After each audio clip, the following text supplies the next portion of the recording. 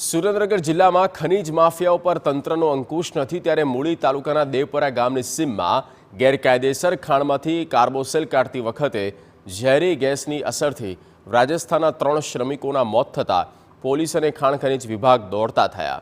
આ ઘટનાની વિગત એવી છે કે મૂળી તાલુકાના દેવપરા ગામની સીમમાં ગેરકાયદેસર કોલસાની ખાણમાં મજૂરો કામ કરતા હતા ત્યારે ગેસ ગળતર થતાં 3 શ્રમિકના મોત થતાં તંત્ર દોડતું થયું।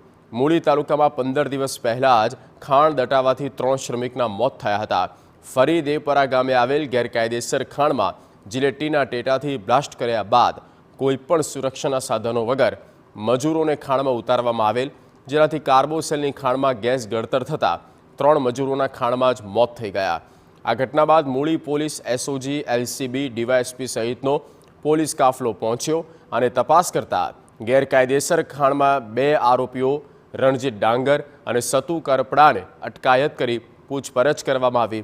બંને આરોપીઓ પર માનવ વધની ફરિયાદ નોંધવાની તજવીજ હાથ ધરાઈ છે। વગડિયા ગામની પાછળ દેવપરા ગામ આવેલ છે। તેના સીમ વિસ્તારમાં એક બનાવ આજની તારીખમાં એક એવો બનેલ છે કે ઘણા સમયથી જિલ્લાના કલેક્ટરશ્રી તથા ખાણ ખનીજના અધિકારીઓ દ્વારા જે ગેરકાયદેસર માઇનિંગ ચાલતા હતા કે જે કોઈ ખાડા પડેલા છે કોલસાઓ કાઢવા માટેના કે બીજા માઇન્સના, તેઓ ખાડાઓ બુરવાની ઝુંબેશ ચાલે છે। ઘણા ખાડાઓ ઘણા ગામોમાં બુરી પણ દીધા છે। આ દેવપરા ગામમાં પણ ખાડાઓ બુરી દેવામાં આવેલ છે। આમાં ગઈકાલના કોઈપણ ઈસમો દ્વારા એક ખાડો ફરીથી, જે ખોદેલો ખાડો છે તે ખાડો ફરીથી ખોદવાનું કાર્યવાહી ચાલુ કરી હશે અને એ ખાડામાંથી બધી માટીઓ કાઢવાનું કામ ચાલુ કરેલ હશે।